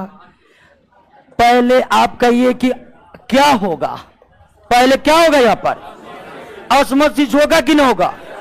ऑस्मोसिस होगा तो जल कम से कम सांद्रता से अधिक सांद्रता की ओर गमन करेगा, यानी कोशिका का जल निकल कर क्या आ जाएगा बाहर, और धीरे धीरे कोशिका क्या हो जाएगा, सिकुड़ जाएगा। यानी कि अगर हम हाइपरटोनिक अति पराश्री विलयन में कोशिका को रख दे तो धीरे धीरे कोशिका सिकुड़ते जाएगा, सिकुड़ते जाएगा, अंत में पिचक जाएगा, यानी कि बहुत छोटा हो जाएगा दोस्तों। क्लियर है ना। तो अगर कोशिका को अति पराश्री विलयन में डाल दे, कोशिका का आयतन बढ़ेगा या घटेगा, घटेगा। कोशिका फैलेगा या सिकुड़ेगा, या उल्टा करके पूछ सकता है कि एक कोशिका को ऐसे विलयन में डाला गया जिससे कोशिका सिकुड़ गया, तो निश्चित हुआ विलयन कैसा होगा, अति पराश्री के अलावा कोई और नहीं हो सकता है। यानी कि समपराश्री में कोशिका को डाले, कोशिका के साथ कुछ नहीं हुआ। अल्प पराश्री में डाले कोशिका फूल गया, अति पराश्री में डाले कोशिका सिकुड़ गया। अति पराश्री में, अति पराश्रणी विलयन में या हाइपरटोनिक सॉल्यूशन में कोशिका को रखने पर कोशिका का जल बाहर निकल जाता है, और कोशिका का जल का बाहर निकलना एक्सोऑस्मोसिस कहलाता है। क्या कहलाता है, एक्सोऑस्मोसिस कहलाता है, बाह्य परासरण कहलाता है, एक्सोऑस्मोसिस कहलाता है, बाह्य परासरण कहलाता है। ध्यान दीजिए दोस्तों कि कोशिका का जल, कोशिका में जल अंदर की ओर जाना क्या कहलाता है, अंतःपरासरण, इंडोऑस्मोसिस कहलाता है। इंडोऑस्मोसिस का मतलब कोशिका के भीतर जाएगा जल, एक्सोऑस्मोसिस का मतलब कोशिका के बाहर आएगा। यानी कि ये भी आप समझ लीजिए कि इंडोऑस्मोसिस केवल किस सॉल्यूशन में हो सकता है, कोशिका के साथ अंतःपरासरण की घटना घट रही है, कोशिका किस विलयन में डूबा हुआ है, हाइपोटोनिक के अतिरिक्त अंतःपरासरण और कहीं पर नहीं हो सकता। यानी अंतःपरासरण कोशिका के अंदर जल का जाना, और यह तब होगा जब कोशिका कहां पर रहेगा, यानी कि अंतःपरासरण की घटना हाइपोटोनिक में और बाह्य परासरण की घटना हाइपरटोनिक में। आपसे पूछ देगा कोशिका के साथ बाह्य परासरण की घटना घट रही है, कोशिका कहां पर रखा हुआ है, हाइपरटोनिक में रखा हुआ है। इसके चक्कर में दोस्तों क्या होता है, कभी कभी बता रहे हैं कि खाद डाल दिए देखा देखी में ज्यादा, खाद जैसे ही देखा देखी में डालेंगे खेत बन जाता है क्या, हाइपरटोनिक। और उसके बाद जो भी फसल लगाएंगे उसका कोशिका क्या बन जाता है, कम सांद्रता वाला बन जाता है। अब खाद पौधे के कोशिका में भीतर न जाकर पौधे के कोशिका के जल निकलकर खेत में आने लगता है। अब कोशिका का जल ही निकल जाएगा, सारा का सारा पौधा जिंदा रह पाएगा। तो ऐसा होता है जब खेत में कभी कभी अगर अतिरिक्त खाद पड़ जाए तो खेत की सांद्रता बढ़ करके खेत की प्रकृति हाइपरटोनिक बन जाता है, जिसके कारण जो फसल उसमें बोया गया है उस फसल के पौधों के कोशिका का जल निकलकर खेत में आने लगता है, जिससे कोशिका द्रव सूख जाता है और कोशिका का कोशिका द्रव ही सूख गया, पौधे के जड़ के पास वाला का कोशिका ही सूख गया, जड़ से ही पौधा खत्म हो जाता है, अब पौधा मर जाता है और उसके बाद चचा हो चचा चिल्लाते रहिए कि हाँ। देख लिए ना, तो ये भी क्वेश्चन आया हुआ है कि कभी कभी अतिरिक्त उर्वरकों का प्रयोग करने से फसलें क्यों सूख जाती है, तो क्या होने लगा है, वायु परासरण होने लगा है। ठीक है दोस्तों, तो उर्वरक की मात्रा नियत होनी चाहिए, कितनी होनी चाहिए ये तो अनुभव के आधार पर वही बता पाएगा जो लंबे समय से खेती कर रहे हैं, या समय समय पर बिहार सरकार का कृषि विभाग जो है एड निकालते रहता अखबार में कि कितना डीएपी डालना है, कितना यूरिया डालना है, क्या नहीं डालना है। इसके लिए तो आप दो तरीके से समझ सकते हैं खेत में कितना खाद डालना। एक, लंबे समय से चचा जी टाइप का लोग जो खेती कर रहे हैं उससे पूछिए जाकर, या अखबारों के एड में समय समय पर आते रहता है। दोस्तों खैर हमको उससे कोई मतलब नहीं है, हम समझने से मतलब है और दरोगा बनने से मतलब है। समझ गए ना दोस्तों, कोई दिक्कत नहीं होगा आपको, क्लियर, कोई दिक्कत नहीं ना। अब आइए कुछ और प्रक्रिया है जिसको समझ लीजिए दोस्तों, कुछ और प्रक्रिया, हर बढ़ाइएगा नहीं, आज समाप्त करेंगे, टाइम का बाउंडेशन हमारे लिए आज नहीं है।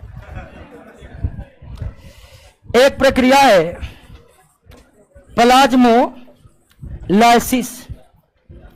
प्लाज्मोलाइसिस इसे कहते हैं जीव द्रव कुंचन, और इसका ठीक विपरीत होता है डी प्लाज्मोलाइसिस,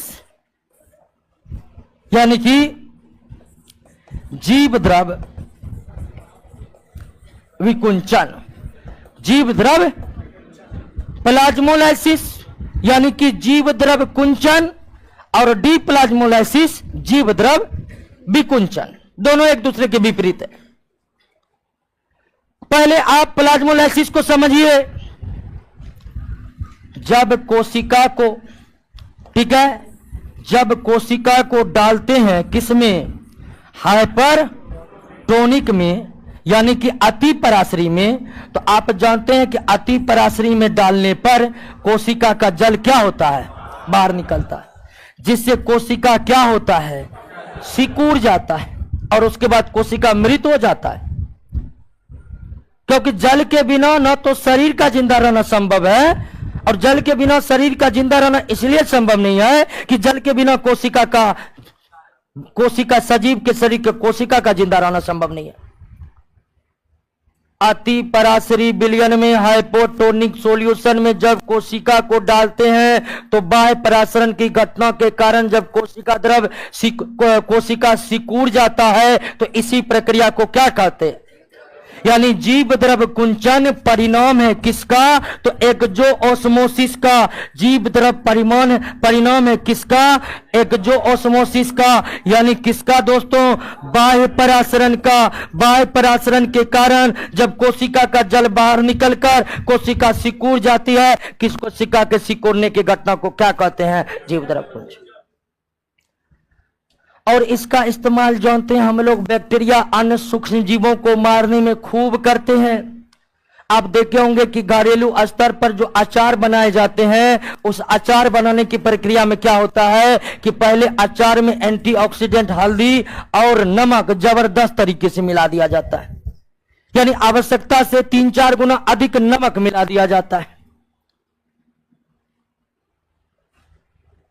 अचार बनाते हुए देखे हैं ना, नहीं देखे तो YouTube पर देख लीजिएगा किया, ठीक है, लेकिन उसके चक्कर में मत फंसिएगा, क्योंकि जो काम 10 दिन में होगा YouTube में 10 मिनट में करके दिखा देता है, लोग समझ भी लेता, हम सीख गए हैं।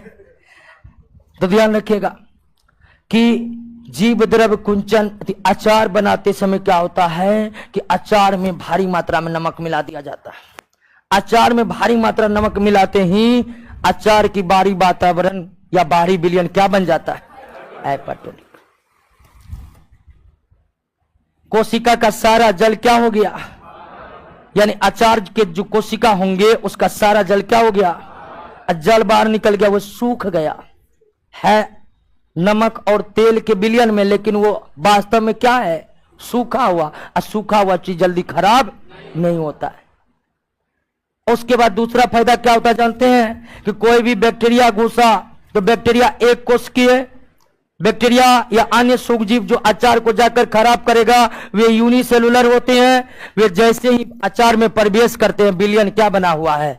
हाइपरटोनिक। और उसका स्वयं का कोशिका का जल क्या होता है? बाहर निकलते रहता है। और बैक्टीरिया जैसे ही प्रवेश किया बैक्टीरिया का कोशिका का सारा जल निकलकर बाहर निकल गया।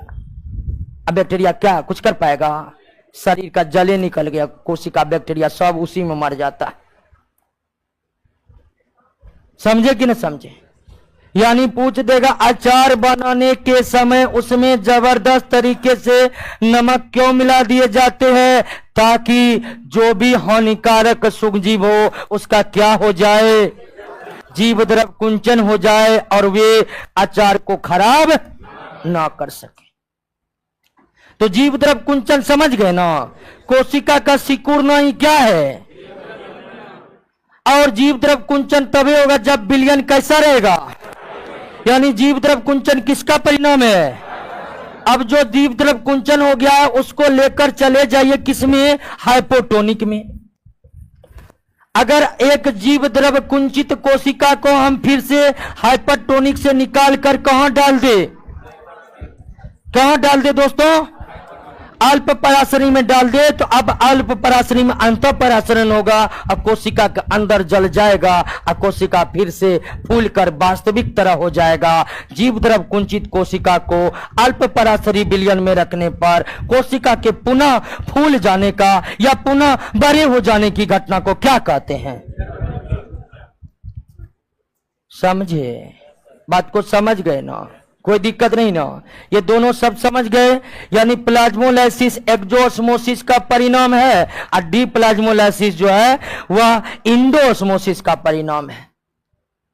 प्लाज्मोलाइसिस कोशिका के साथ तब होगा जब आप कोशिका को कहां रखिएगा? हाइपरटोनिक में। और डीप्लाज्मोलाइसिस तब होगा जब आप कोशिका को रखिएगा हाइपोटोनिक में। जब आप कोशिका को रखिएगा किसमें? हाइपोटोनिक में।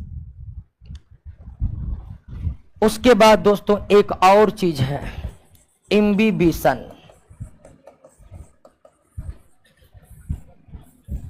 अंतःशोषण। अंतःपरासरण बाह्य परासरण समझ गए? बिल्कुल। कोशिका के अंदर जल जा रहा है अंतःपरासरण और कोशिका के बाहर निकल रहा है अंतःशोषण। ये अंतः परासरण नहीं है, अंतः बाह्य परासरण नहीं है, एक नया प्रोसेस है जिसका नाम है अंतः ठोस पदार्थ का। ठोस पदार्थ का बाहरी वातावरण से, ठोस पदार्थ का बाहरी वातावरण से जल का अवशोषण, ठोस पदार्थ का बाहरी वातावरण से जल का एब्जॉर्प्शन यानी कि अवशोषण। अवशोषण ही क्या कहलाता है? ही क्या कहलाता है दोस्तों? इम्बिबिशन कहलाता है, अंतःशोषण कहलाता है। नोट में कुछ और स्टैंडर्ड भाषा में लिखा हुआ है, लेकिन आप समझिए कि जब ठोस पदार्थ बाहरी वातावरण से गैस को नहीं बल्कि किसको? द्रव को अवशोषित करने लगे तो उसे क्या कहते हैं? अंतःशोषण। चना को पानी में दिए कुछ देर के बाद चना क्या हो जाएगा? आप कहिएगा कि यहां पर अंतःपरासरण हुआ, नहीं, वहां पर अंतःपरासरण नहीं हुआ है। वहां पर क्या हुआ है? अंतःशोषण हुआ है। चना ठोस था और जल में डाले, वे जल को क्या कर लिया? अवशोषित कर लिया, एब्जॉर्ब कर लिया। चने को या अन्य दलहन या अन्य अनाजों को पानी में रखने पर उसके फूलने की घटना को आप क्या कहिएगा? बरसात के दिनों में लकड़ी के दरवाजे हल्का फूल जाते हैं, जिसको उसको लगाने में थोड़ी कठिनाई महसूस होने लगती है। और बरसात के समय लकड़ी के दरवाजे जो हल्का फूला, किसके कारण? अंतः शोषण कारण। लकड़ी कैसा पदार्थ? बारिश हो रही है मतलब क्या? बाहरी वातावरण में जल की मात्रा बढ़ जाती है, बरसात ऋतु में आर्द्रता बढ़ जाती है और लकड़ी क्या करने लगता है? धीरे धीरे अवशोषण करने लगता है। और यह क्या कहलाता है? बीजों का फूलना। किसी भी पौधे के बीज को पानी में रखने पर बीजों का फूलना अंतःशोषण है। बरसात के समय लकड़ी के दरवाजे का फूलना, ठोस पदार्थ के द्वारा जल का अवशोषण, यानी कि अंतःशोषण तब घटेगा जब एक क्या हो? ठोस हो और एक क्या हो? दो द्रवों के बीच अंतःशोषण की घटना घटेगी, दो गैसों के बीच घटेगी।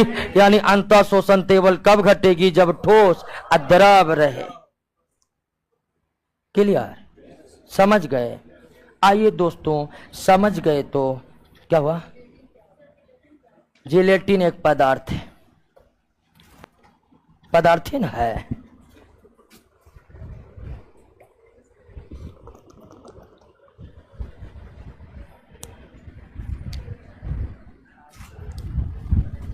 जिलेटिन। अच्छा, वो जो बालों में लगाने वाला एक स्पेशल चीज आता है, हाँ जेल। जेल समझते हैं? जेल जेल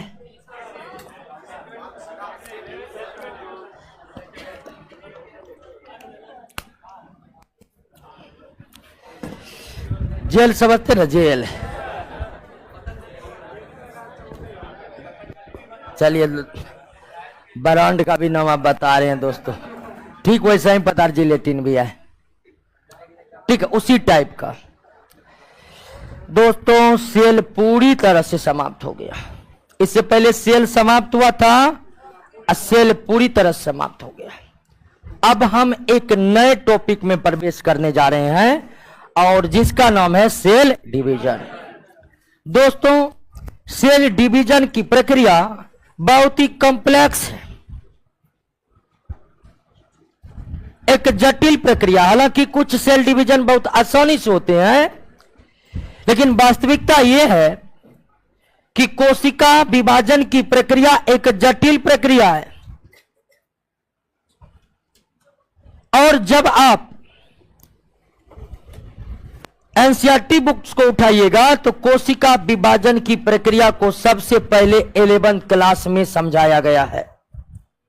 यानी कि सेल डिवीजन जो है वे अंडर 10th का विषय नहीं है। सेल डिवीजन का परिचय उन्हीं को होता है, उन्हीं को हुआ होगा जो 11th 12th में बायोलॉजी रखे होंगे। यानी कि सेल डिवीजन से उतने प्रश्न आते नहीं है, बल्कि अब तक एक भी प्रश्न नहीं पूछे गए दरोगा एग्जाम में सेल डिवीजन से संबंधित। लेकिन फिर भी क्या पूछा जाए, कहना संभव है, असंभव है, कुछ भी पूछ सकता है। तो आइए अब सेल डिवीजन को हम पढ़ ही ले दोस्तों। लेकिन आपको बताएं कि सेल डिवीजन बहुत ही विस्तृत प्रक्रिया है जो कई चरणों में जाकर संपन्न होती है। उतने चरण को हम डिस्कस करने लगे तो सेल से भी लंबा प्रोसेस हो जाएगा दोस्तों। इसीलिए कोशिका विभाजन की प्रक्रिया को हम संक्षिप्त रूप में समझेंगे, जिससे हमारे परीक्षा का प्रश्न न छूटे। यानी जिस तरह हम कोशिका को काफी विस्तार तरीके से समझे हैं, उस तरह कोशिका विभाजन की प्रक्रिया को नहीं समझ रहे हैं, नहीं समझना है। लेकिन उतना समझना है ताकि प्रश्न बनने में कोई दिक्कत, तो उसी व्यू से हम कोशिका विभाजन को पढ़ने वाले हैं। मौका मिलेगा आपको पढ़ने का कि नहीं हमको विस्तार से जानना है, तो 11th के एनसीईआरटी में काफी डिटेल में दिया गया है, आप पढ़ने की कोशिश करिएगा। लेकिन फिलहाल आप दरोगा बन जाइए, ट्रेनिंग होगा जब आपका, तो उस समय पढ़िएगा कि देख लेते हैं क्या क्या हो रहा है। तो हम आपको संक्षिप्त में बता रहे हैं, ठीक है ना? इतना ही जानना। आइए समझते हैं हम कोशिका विभाजन को। सेल डिवीजन यानी कि क्या? कोशिका विभाजन। वैज्ञानिकों ने, जीव वैज्ञानिकों ने नाम के साथ बहुत ही घातक मजाक किया है दोस्तों। नाम रख दिया विभाजन, और विभाजन का अर्थ होता है किसी भी चीज का टूट जाना। जैसे ही कोशिका विभाजन नाम सुनते हैं लगता है कोशिका टूट गया, लेकिन वो अर्थ इसका कतई नहीं है। यानी नाम से भिन्न इसका अर्थ है। नाम से भिन्न इसका अर्थ क्या है दोस्तों? तो कोशिका विभाजन क्या है? तो शरीर में स्थित पुराने कोशिका से, शरीर में स्थित पुराने कोशिका से नए कोशिका का निर्माण होना क्या कहलाता है? कोशिका विभाजन। यानी कि कोशिका विभाजन वह प्रक्रिया है जिसमें निर्माण होता है नए कोशिका का। कोशिका विभाजन में नए कोशिका जो बनते हैं वे शरीर में स्थित पहले से पुराने कोशिका जो है उसी से बनते हैं। अर्थात कोशिका विभाजन वह प्रक्रिया है जिसमें पुराने कोशिका से नए कोशिका का क्या होता है? निर्माण होता है। पुराने कोशिका से नए कोशिका का क्या होता है? निर्माण होता है।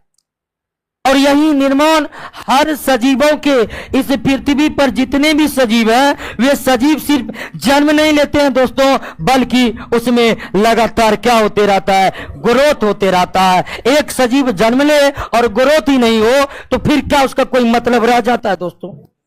बच्चा पैदा हो और बच्चा बच्चा ही रह जाए, फिर इस दुनिया का कोई मतलब रह जाएगा? नहीं रह जाएगा। यानी कि हर सजीवों में ग्रोथ का होना अनिवार्य है। सजीवों के निर्माण में जिस तरह कोशिका का होना अनिवार्य है दोस्तों, एक सजीवों के शरीर के निर्माण हेतु जितनी अनिवार्य कोशिका की है उतना ही अनिवार्य कोशिका विभाजन का है। क्या कराने के लिए? ग्रोथ कराने के लिए। यानी जन्म लेकर जब शरीर ग्रोथ करते हैं वे ग्रोथ तब होता है जब नए नए कोशिकाएं बनते हैं। अर्थात क्या होता है? कोशिका विभाजन होता है। क्या होगा अगर कोशिका विभाजन नहीं होगा? ग्रोथ ही रुक जाएगा दोस्तों, और ग्रोथ ही रुक गया तो कोई मतलब नहीं रह जाता इस पर्यावरण का, कोई मतलब नहीं रह जाता। तो ये कोशिका विभाजन हर सजीवों में वृद्धि हेतु जिम्मेदार है। आपके कहीं पर घाव हो जाते हैं ना, वहां की कोशिकाएं नष्ट हो जाते हैं, और फिर देखे होंगे कि वहां पर नए त्वचा आ जाते हैं कि नहीं? ये किसका परिणाम है? छिपकली के पूंछ कर जाते हैं, नए पूंछ आ जाते हैं, ये किसका परिणाम है? यह समझाने की जरूरत नहीं है दोस्तों, हर ग्रोथ केवल किसका परिणाम है? क्योंकि इसी प्रक्रिया के जरिए क्या बनेगा दोस्तों? नया कोशिका बनेगा। अब कोशिका विभाजन यानी कि सेल डिवीजन, कोशिका विभाजन की प्रक्रिया मुख्य रूप से कितने प्रकार के हैं? 3 प्रकार के। 3 प्रकार के। पहला है एमाइटोसिस, समसूत्री कोशिका विभाजन। दूसरा है दोस्तों क्या? माइटोसिस यानी कि समसूत्री। और तीसरा क्या है? मियोसिस। तीसरा क्या दोस्तों? मियोसिस यानी क्या? अर्धसूत्री कोशिका विभाजन। कोशिका विभाजन कितने प्रकार के? 3 प्रकार के। कोशिका विभाजन कितने प्रकार के? 3 प्रकार के। एमाइटोसिस, माइटोसिस और एमाइटोसिस, माइटोसिस और मियोसिस। अब तो एक के साथ तीनों को पढ़ नहीं सकते हैं, क्या हुआ दोस्तों? डर पर आइए नहीं, आराम से बैठे रहिए। कष्ट हो रहा है तो कष्ट काटिए। तो कोशिका विभाजन कितने प्रकार के दोस्तों? 3 प्रकार के। एमाइटोसिस, माइटोसिस और आइए पहले माइटोसिस को, एमाइटोसिस को देख लेते हैं। एमाइटोसिस, एमाइटोसिस 3 प्रकार के कोशिका विभाजन में सबसे सरल कोशिका विभाजन कौन है? सरल कोशिका, एकदम सिंपल तरीके से। प्रकृति का सबसे आसान कोशिका विभाजन कौन है? एमाइटोसिस। और यह कोशिका विभाजन अधिकतर किसमें होता है जानते हैं? किसमें होता है? सूक्ष्म जीवों में। अर्थात आप बैक्टीरिया का नाम सुने हैं, प्रोटोजोआ का नाम सुने हैं। ये क्या है? ये जीव है। कौन जीव है? एक कोश के जीव है। इनके क्या लक्षण है उसको तीसरा चैप्टर में हम पढ़ेंगे। तीसरा चैप्टर का नाम ही है वर्ल्ड ऑफ माइक्रो ऑर्गेनिज्म। तो ये सब जो सूक्ष्म जीव है, आप जानते होंगे इसमें भी प्रजनन की प्रक्रिया पाई जाती है, अर्थात ये अपने संख्या को बढ़ाते हैं और उसके लिए वो जो कोशिका विभाजन करते हैं एमाइटोसिस। एमाइटोसिस बहुकोश के जीवों में भी होता है। जैसे मानव के शरीर के क्षतिग्रस्त ऊतक में जो वृद्धि होती है एमाइटोसिस के जरिए होती है। लेकिन अगर एमाइटोसिस कोशिका विभाजन को देखे तो यह मुख्य रूप से किसमें होता है? अब बहुत आसान तरीके से होता है। मान लीजिए कि ये एक प्रोटोजोआ है। ये क्या है? प्रोटोजोआ है और इसमें एक क्या है? न्यूक्लियस। तो एमाइटोसिस में पहला स्टेप क्या है जानते हैं?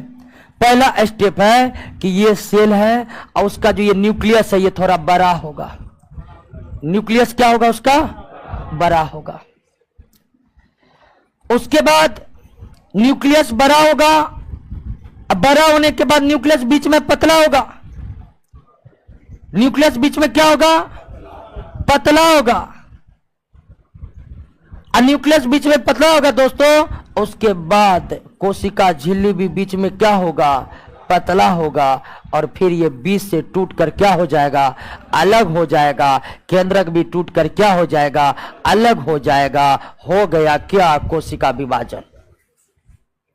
यानी एमाइटोसिस सेल डिवीजन में पहले न्यूक्लियस लंबा होते हैं, बीच में पतला होते हैं, फिर कोशिका द्रव, कोशिका झिल्ली दो भागों में बढ़ता है। जैसे ही दो भागों में बढ़ता है बीच से टूटकर अलग हो जाता है और एक कोशिका से दो कोशिका बन जाता है। जितने भी सूक्ष्मजीव है वे प्रजनन जो करते हैं किस कोशिका विभाजन के जरिए? एमाइटोसिस के जरिए। बैक्टीरिया अपनी संख्या बढ़ाता है, प्रोटोजोआ अपनी संख्या बढ़ाता है किसके जरिए? एमाइटोसिस के जरिए। किसके जरिए दोस्तों? एमाइटोसिस के जरिए। क्लियर हो गया? बात समझ गए? कोई दिक्कत है इसमें? और इसका भी खूबी है, इस विधि से जो प्रजनन होता है तो पुराना प्रोटोजोआ से नया दो प्रोटोजोआ का निर्माण हो गया। मान लीजिए ये प्रोटोजोआ है तो अब बैक्टीरिया में तो दोस्तों केंद्रक भी नहीं होते, उसमें तो इतना और लेट भी नहीं लगता है। भी तुरंत कोशिका द्रव को दो भागों में बांटा, टूट कर एक से दो बने, सेकंडों में लाखों पैदा करने की क्षमता रहता है इस कोशिका विभाजन के जरिए। और इस कोशिका विभाजन की सबसे बड़ी खासियत है, केमिस्ट्री में आप पढ़े होंगे द्रव्यमान संरक्षण नियम। वैसा नियम तो बायोलॉजी में नहीं है, लेकिन वो मतलब वही नियम बायोलॉजी में लागू होगा। लेकिन एक ये बायोलॉजी का है कि जो पैदा करेगा उसका अस्तित्व कायम रहेगा। एक जीव जो जनन करेंगे उसका अस्तित्व क्या रहेगा? कायम रहेगा। उसी को चैलेंज दे देता एमाइटोसिस। यानी ये प्रोटोजोआ है ना, लास्ट में कितना बन गया? दो। अब ये दोनों प्रोटोजोआ पैदा होकर खोजेगा पापा किधर है?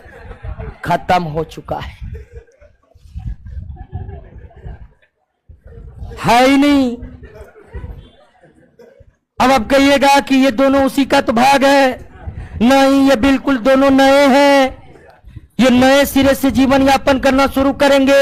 यानी कि जो कोशिका मतलब जो पैदा प्रजनन इस विधि से होता है, कोशिका विभाजन के तरह यह ठीक है। कोशिका विभाजन करिएगा तो सब कोशिका विभाजन में तक पुराना बट करके अब पुराना का अस्तित्व क्या हो जाता है। लेकिन एक कोश के जीवों में इसी कोशिका विभाजन के जरिए प्रजनन की प्रक्रिया संपन्न होती है। अब प्रजनन की प्रक्रिया और जितने भी है अपवाद को छोड़ दीजिए, सब में प्रजनन करने वाले जीव का अस्तित्व क्या रहता है? कायम रहता है। लेकिन इस प्रजनन की प्रक्रिया, मान लीजिए कोशिका विभाजन ना प्रजनन है तो प्रजनन करने वाले जीव का अस्तित्व क्या हो चुका है? मिट चुका है। बहुत आंख मुंद के एकदम ऋषि मुनि वाला स्टाइल में आ रहे हैं। कभी कभी शक हो जाता है, लगता है आंख मूंद के समझ रहा है कि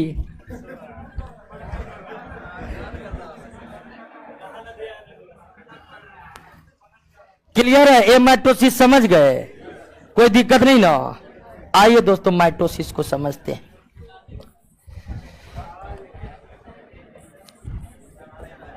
mitosis cell division, mitosis cell division plant और एनिमल के, प्लांट और एनिमल के सोमैटिक सेल में होता है। किस सेल में होता है दोस्तों? सोमैटिक सेल में होता है, यानी हिंदी में बोले तो किस में होता है? कायिक कोशिका में होता है। कायिक कोशिका को हिंदी में आप कह सकते हैं देह कोशिका में होता है, पौधे में भी और जंतु में भी। एक सजीव के जितने भी कोशिकाएं हैं उसको दो भागों में बांट सकते हैं। एक जनन कोशिका जो जनन की प्रक्रिया में भाग लेते हैं, और जनन के कोशिका के अतिरिक्त जो भी कोशिका उसे क्या कहते हैं? कायिक कोशिका। जैसे मानव के शरीर में स्पर्म सेल और ओवा सेल जनन कोशिका है, उसके बाद जो भी है वो क्या है दोस्तों? कायिक कोशिका है। तो जनन कोशिका को छोड़कर अन्य सभी कायिक कोशिका में, अन्य सभी देह कोशिकाओं में जो वृद्धि होती है, अर्थात जो कोशिका विभाजन होता है, वो किस प्रक्रिया से जरिए? माइटोसिस के जरिए होता है। यानी मानव शरीर में स्पर्म कोशिका का निर्माण और ओवा कोशिका के निर्माण के अलावा अन्य जितने भी कोशिका का निर्माण होता है, वे किस कोशिका विभाजन के प्रक्रिया होता है? माइटोसिस के जरिए होता है। और इसका खोज सबसे पहले वाल्थर फ्लेमिंग ने किया था। किसने? वाल्थर फ्लेमिंग ने किया था। अब माइटोसिस सेल डिवीजन दो स्टेप में पूर्ण होता है दोस्तों, ठीक है। माइटोसिस सेल डिवीजन दो स्टेप में पूर्ण होता है। माइटोसिस सेल डिवीजन कितने स्टेप में पूर्ण होता है? पहला स्टेप यानी कि फर्स्ट स्टेप है कैरियोकिनेसिस। क्या होता है? हिंदी में भी कैरियोकिनेसिस। और कैरियोकिनेसिस कंप्लीट हो जाने के बाद स्टार्ट होता है साइटोकिनेसिस। माइटोसिस सेल डिवीजन कितने स्टेप में संपन्न होता है? दो। पहले क्या होता है और यह समाप्त हो जाने के बाद क्या होता है? आखिर यह क्या है कैरियोकिनेसिस और क्या है साइटोकिनेसिस? कैरियोकिनेसिस वह प्रक्रिया है जिसमें सेल का न्यूक्लियस का विभाजन होता है। क्या होता है? कितने भागों में? दो भागों में। जब न्यूक्लियस का विभाजन हो जाता है तब साइटोकिनेसिस, आप जानेंगे साइटो से साइटोप्लाज्म कोशिका द्रव का विभाजन होता है। कितने भागों में? दो भागों में। यानी माइटोसिस सेल डिवीजन में पहले कोशिका का केंद्रक दो भागों में बढ़ता है विभाजित होकर, और जब केंद्रक दो भागों में बढ़ता है तो उसके बाद कोशिका द्रव दो भागों में, यानी दो केंद्रक के चारों तरफ घेर कर दो भागों में बढ़ता है। यानी केंद्रक विभाजन की प्रक्रिया को क्या कहते हैं? कैरियोकिनेसिस। केंद्रक विभाजन की प्रक्रिया को क्या कहते हैं? कैरियोकिनेसिस कहते हैं। दोस्तों सोइए मत, जागिए। केंद्रक विभाजन के प्रक्रिया को क्या कहते हैं? कैरियोकिनेसिस। कोशिका विभाजन की प्रक्रिया को क्या कहते हैं? साइटोकिनेसिस। क्लियर हो गया ना? माइटोसिस सेल डिवीजन में, माइटोसिस सेल डिवीजन कितने स्टेप में होगा? किस कोशिका में होगा? कायिक कोशिका में। सोमैटिक सेल में किस कोशिका में होगा? सोमैटिक सेल में होगा। कायिक कोशिका में अर्थात देह कोशिका में होगा। कितने स्टेप में होगा? कैरियोकिनेसिस। और कैरियोकिनेसिस किसका विभाजन? साइटोकिनेसिस किसका विभाजन? क्लियर हो गया दोस्तों। अब देखिए कि ये जो कैरियोकिनेसिस स्टेप है, ठीक है, कैरियोकिनेसिस में किसका विभाजन होता है? तब देख लिए। कैरियोकिनेसिस में किसका विभाजन होता है? देख लिए। किसका विभाजन होते हैं? न्यूक्लियस यानी कि कोशिका के केंद्रक के विभाजन को ही क्या कहते हैं? कैरियोकेनेसिस कहते। अब यह कैरियोकेनेसिस कई स्टेप यानी कि एक ही स्टेप में नहीं हो जाता, 4 स्टेप में हो जाता है, जिसमें पहला स्टेप का नाम है क्या? और यह स्टेप एकदम क्रमिक होता है। प्रोफेज के बाद क्या होता है? मेटाफेज। मेटाफेज के बाद क्या होता है? यह किसका स्टेज है? न कि साइटोकेनेसिस का। किसका स्टेप है यह? साइटोकेनेसिस में सब नहीं होता है। एनाफेज और सबसे अंतिम अवस्था यानी कि कैरियोकेनेसिस का पहली अवस्था कौन है? अंतिम अवस्था कौन है? पहली अवस्था कौन है? अंतिम अवस्था कौन है? और इसमें सबसे ज्यादा समय यानी कि सबसे लंबा समय, सबसे ज्यादा समय किसको लगता है? प्रोफेज होने में। और सबसे कम समय किसमें लगता है? एनाफेज में। सबसे कम समय किसमें लगता है दोस्तों? एनाफेज में। यानी कि यह स्टेप जो 4 स्टेप होता है उसमें प्रोफेज को कंप्लीट होने में सबसे ज्यादा समय लगता है और एनाफेज को कंप्लीट होने में सबसे कम समय लगता है। और इस टेलोफेज अवस्था के बाद कैरियोकेनेसिस के टेलोफेज अवस्था के बाद यानी प्रोफेज पहला है, टेलोफेज पूछ देगा टेलोफेज का उल्टा कौन फेज? प्रोफेज, क्योंकि ये अंतिम है। ये यानी जो प्रोफेज में होता है ना उसका ठीक उल्टा टेलोफेज में होता है। अब विस्तारित रूप में पढ़िएगा ना तो इसी अवस्था में देखा जाता क्या क्या हुआ, लेकिन वो हमको जानने का जरूरी नहीं है। लेकिन एक चीज जान दीजिए कि कोशिका के अंदर सेंट्रोसोम था। क्या था?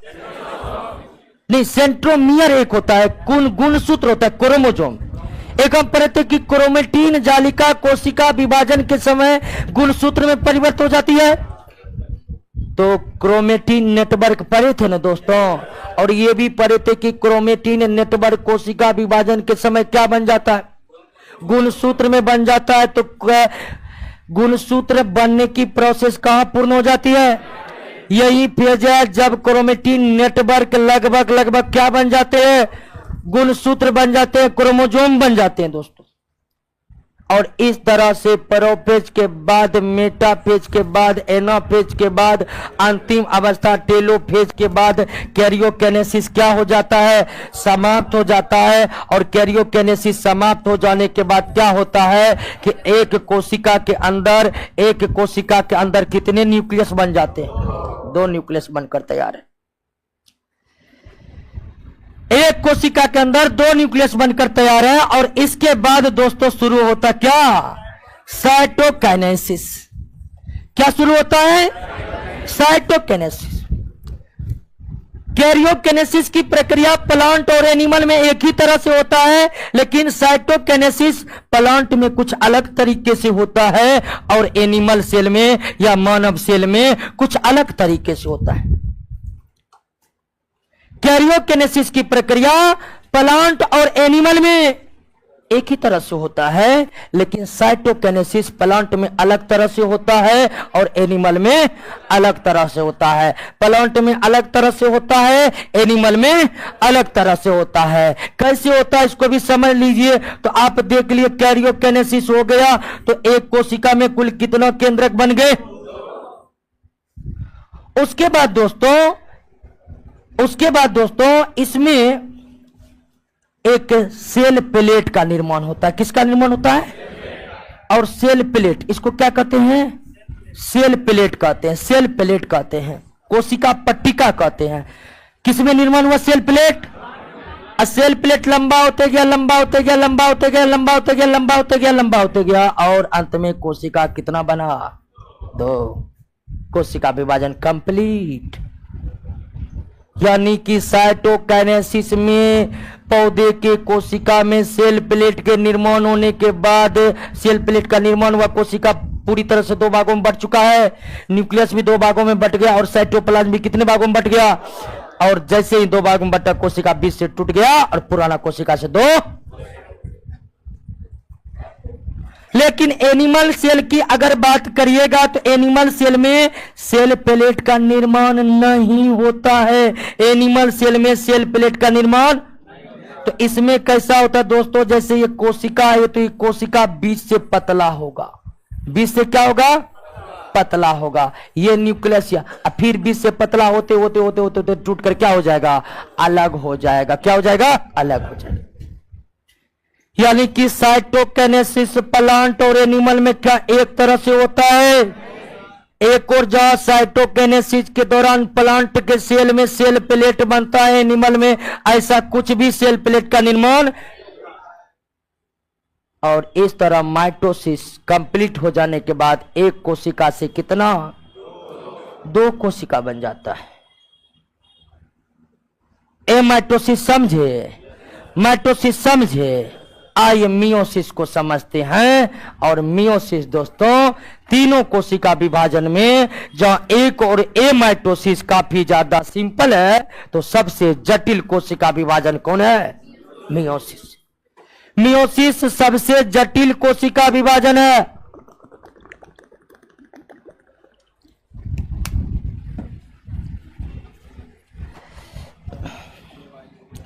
मियोसिस क्या है, सबसे जटिल कोशिका विभाजन है मियोसिस। और इसी कोशिका विभाजन के जरिए मेल बॉडी में किसका निर्माण होता है, स्पर्म सेल का। और फीमेल बॉडी में किसका निर्माण होता है, आधा। यानी कि ये कोशिका विभाजन सजीवों में, खासकर बहुकोश के सजीवों में जनन का आधार है, जनन का बेस है दोस्तों।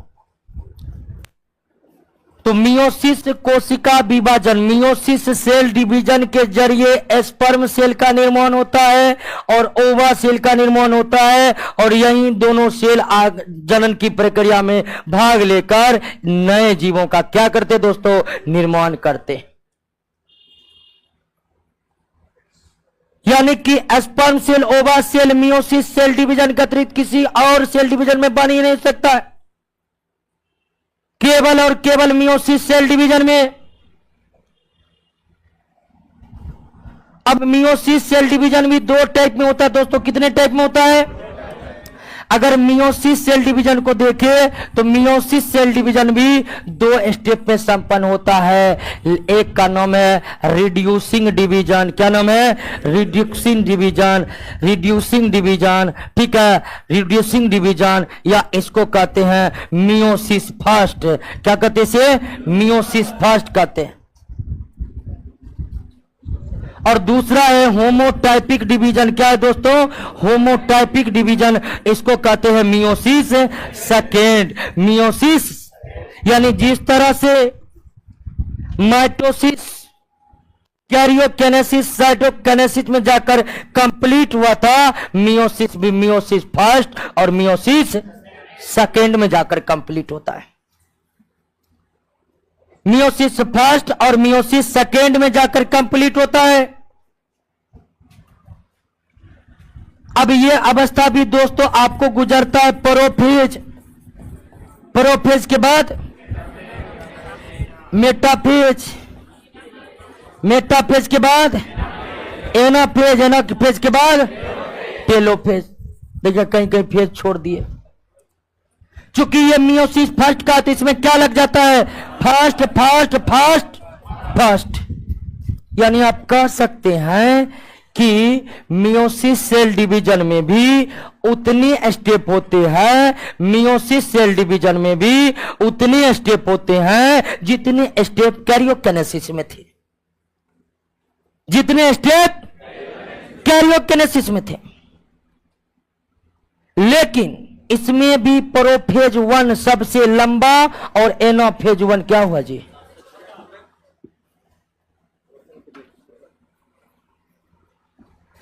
प्रोफेज 1 जो है ये सबसे लंबा और एनाफेज 1 सबसे छोटा। और प्रोफेज 1 इसमें लंबा नहीं होता है, ये मियोसिस फर्स्ट अर्थात रिड्यूसिंग डिवीजन का जो प्रोफेज फर्स्ट है वो भी कई स्टेप में जाकर संपन्न होता है। प्रोफेज फर्स्ट के विभिन्न अवस्था को देखिए, लेप्टोटीन, लेप्टो लेप्टोटीन के बाद क्या होता है? जाइगोटीन। जाइगोटीन के बाद क्या होता है? पैकाइटिन। क्या होता है?